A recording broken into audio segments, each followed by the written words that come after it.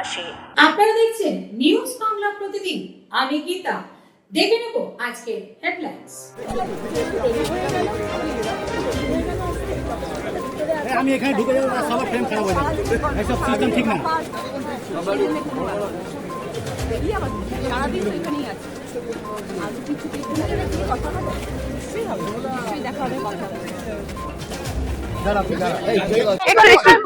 আজকের এই counting session যাচ্ছেন, এতদিনে ভোট পর্ব মিটলো, কতটা আশাবাদী, কি মনে করছেন কেমন রেজাল্ট হবে?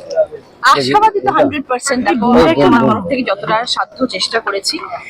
এরপরে তো জনগণ বিচার করবেন, আর উপরওয়ালার আশীর্বাদ। ভোট শুরুর আগেই তো উত্তেজনা, আপনাদের এজেন্ট, তৃণমূল কংগ্রেসের এজেন্টরা বলে স্লোগান দিচ্ছে। কিছু হওয়ার কথা না, শুধু উত্তেজনা না, সেটা যে যা পার্টিকে সাপোর্ট করছে।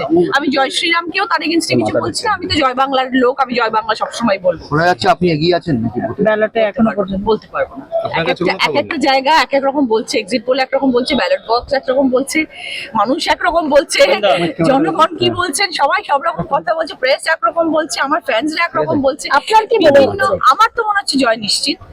এবার দেখা যাক কি হয়। হারাজিতা নিয়ে কি বলবেন? কিচ্ছু নয়। দেখো, আমি সবসময় মনে করি যে তোমার যেটা কর্ম, তুমি সেই কর্মটা 100% দিয়ে করো। আমি যেটা করেছি বিগত 2 মাস ধরে, আমি অক্লান্ত পরিশ্রম করেছি। এরপরে যেটা হবার সেটা হবে, যেটা তোমার কপালে আছে সেটা তোমার হবে। এক সময়ের বন্ধু ছিল আপনার এবং একসঙ্গে কাজ করেছেন, এখনো বন্ধু আছে, এখনো বন্ধু আছে, দেখা সাক্ষাৎ হয়তো হয় না, দিনের আগে বহু বছর হয়তো সামনাসামনি হয়নি, কিন্তু এরকম নয় যে ও আমার শত্রু, কোনোদিনও হবেও না আমার শত্রু। ও জয় জয়ী হোক, আমি জয়ী হই, ও বিরোধী পক্ষের নেত্রী হোক, আমি বিরোধী পক্ষের নেত্রী হই, শত্রু তো আমার নয়।